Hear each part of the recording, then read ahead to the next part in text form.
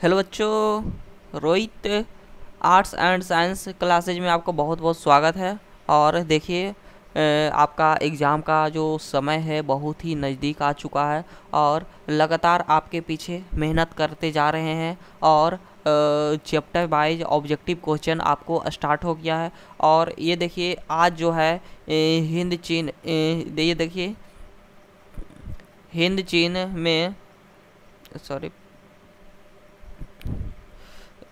हिंद चीन में राष्ट्रवादी और इसमें कितना क्वेश्चन मिलेगा आपको? 50 क्वेश्चन टोटल, इसमें 50 क्वेश्चन मिलेगा।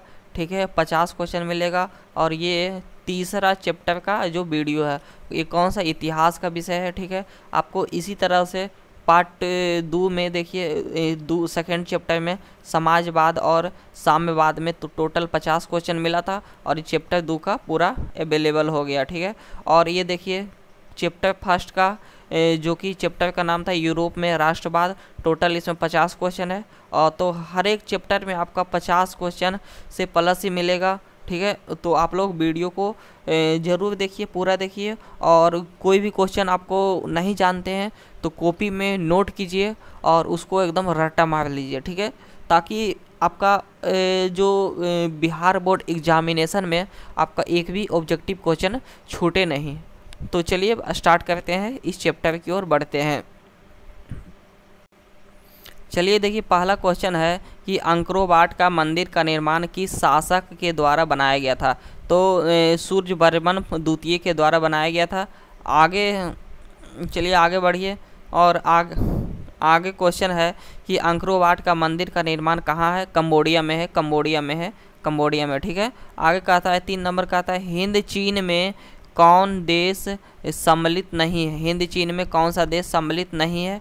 तो चलिए बताइए कौन सा देश? लाओस, कंबोडिया और वियतनाम, लेकिन चीन इसमें नहीं सम्मिलित है। तो इसका आंसर सी हो जाएगा।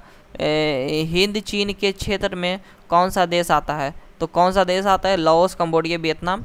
तो जो भी आंसर है लाओस, कंबोडिया, वियतनाम तीनों आता है। Laos, Cambodia, Vietnam, option C हो जाएगा। उसके बाद आगे कहता है कि अंकोरवाट का मंदिर किस हिंदू देवता के मंदिर है? चलिए बताइए किस हिंदी देवता का मंदिर है? इसका आंसर ए हो जाएगा, विष्णु के लिए है।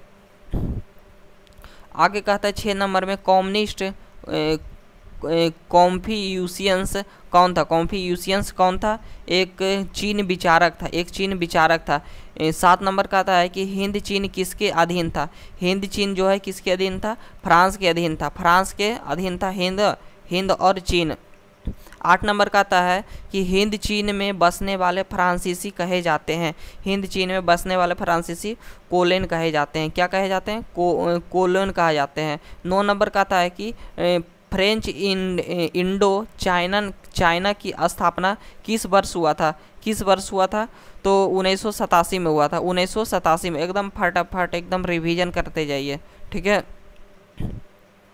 10 में कहता है कि इंडो चाइना किस देश का उपनिवेश था? किस देश का उपनिवास यानी कि गुलाम था? तो फ्रांस का गुलाम था।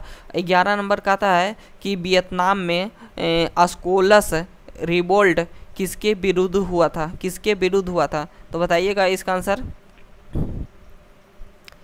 इसका आंसर हो जाएगा ईसाई धर्म प्रचार के लिए, जो कि ऑप्शन यहाँ पे डी हो जाएगा। ठीक है, अस्कोलस रिवोल्ट कब हुआ था? तो 1868 ऑप्शन ए हो जाएगा। ठीक है, 13 नंबर कहता है कि हिंद चीन पहुंचने वाला प्रथम व्यापारी कौन थे? पुर्तगाली था। देखिए ये क्वेश्चन 2022 आपका एग्जाम में आया हुआ है। आगे वियतनाम, 14 नंबर का आता है कि वियतनाम में टेकिन फ्री स्कूल का उद्देश्य किस उद्देश्य से स्थापित हुआ था? ऑप्शन डी है, ऑप्शन डी, पश्चिमी शिक्षा के लिए स्थापना हुआ था। आगे 15 नंबर क्वेश्चन का आता है कि वियतनाम में टोकिन फ्री स्कूल की स्थापना कब हुआ था? तो कब हुआ था? 1907 में हुआ था, 1907 में हुआ था। 16 नंबर का आता है कि हिंद चीन में कोलोन किन्हें कहा जाता है? किन्हें कहा जाता है?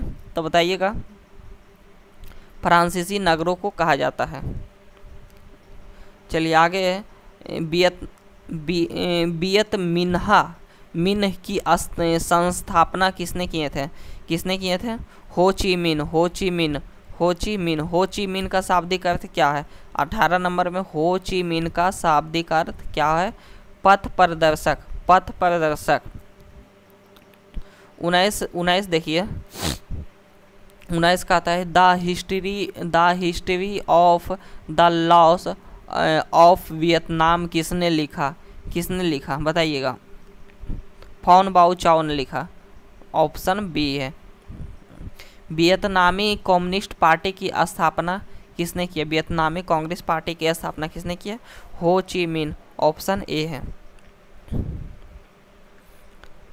21 नंबर बताइएगा कि वियतनाम की जनता का सबसे महान नेता कौन है? कौन था? तो हो ची मिन। हो ची मिन के कारण ही वियतनाम में स्वतंत्रता यानी कि आज़ादी मिला था। 22 नंबर का आता है कि वियत मिन्ह या वियतनामी स्वतंत्रता लीग की स्थापना किसने किया? किसने किया? हो ची मिन्ह ने किया। आगे 23 नंबर का आता है कि लियांग कीचाओ कौन था? लियांग कीचाओ कौन था? चीन सुधारक था। किसने? चीन सुधारक था। 24 में कहता है अनामी दल की स्थापना किसने किया था? अनामी दल की स्थापना किसने किया? ओगन्योन आई ने किया था। हो ची मिन्ह का दूसरा नाम क्या था? हो ची मिन्ह का दूसरा नाम चलिए बताइएगा। न्यूमेन आई कबोक, न्यूमेन आई कबोक, ऑप्शन सी है। वियतनाम लोकतांत्रिक गणराज्य की स्थापना किस वर्ष हुआ था? किस वर्ष हुआ था बताइएगा। ऑप्शन डी 1945 में हुआ था, 1945 में हुआ था। आगे देखिएगा 27 नंबर, किसकी अध्यक्षता में वियतनाम में लोकतांत्रिक गणराज्य की स्थापना हुआ? हो ची मिन्ह की अध्यक्षता में, हो ची मिन्ह की अध्यक्षता में। चलिए आगे आगे बढ़ते जाइएगा।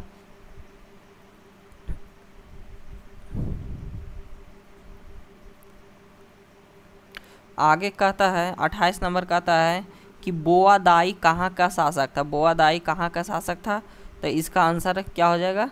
बी, दक्षिणी वियतनाम का शासक था। 29 नंबर कहता है कि वियतनाम के स्वतंत्रता की घोषणा कब की गई थी? वियतनाम की स्वतंत्रता कब किए गए? 2 सितंबर 1945 को किया गया था, 2 सितंबर 1945 को किया गया था। 30 में कहता है कि मार्च 1946 में फ्रांस एवं वियतनाम के बीच होने वाली समझौतों को क्या कहते हैं? होने वाले समझौता क्या कहते हैं? पेरिस समझौता कहते हैं, पेरिस समझौता कहते हैं। चलिए जनेवा समझौता कब हुआ था? जनेवा समझौता 1954 में हुआ था। 1954 में हुआ आंदोलन हुआ किस नेता के नेता कौन थे? हुआ आंदोलन किस नेता चलाए थे या हुआ आंदोलन के नेता कौन थे? हुनाई सोफो, हुनाई फो सो है, ऑप्शन बी है। हुआ आंदोलन किस प्रकृति का था? किस प्रकृति का था बताइएगा। क्रांतिकारी प्रकृति का था, एकदम क्रांतिकारी धार्मिक का प्रकृति था। जनेवा समझौता किस वर्ष? जनेवा समझौता में देश की 2 भाग में बट गया था, देश 2 भाग में बट गया था। तो इसका वियतनाम जो है 2 भाग में, एक उत्तरी वियतनाम, एक दक्षिणी वियतनाम में हो गया था। 35 नंबर का आता है कि लियो हक्सत किसकी राजनीतिक पार्टी थी? किसकी राजनीतिक पार्टी थी?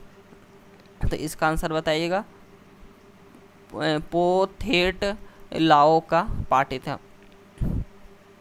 आगे 36 नंबर का आता है कि पुंगसाली एवं हो फ्रांस प्रांत किस देश के थे? किस देश का था बताइएगा? लाओस देश का था, लाओस देश का था।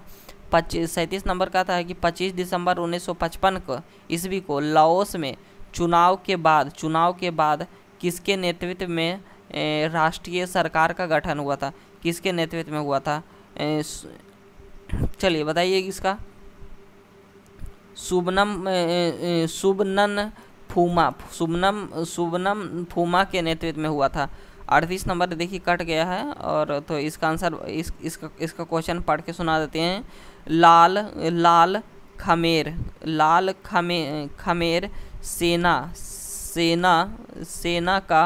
सेना का गठन किसने किया? तो बताइएगा। सिहनूक ने किया था। 39 में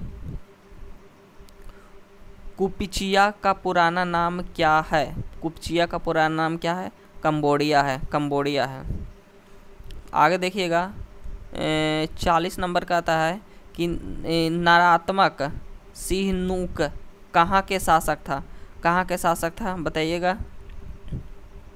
तो ये कंबोडिया का शासक था। पहला टेलीविज़न युद्ध कब हुआ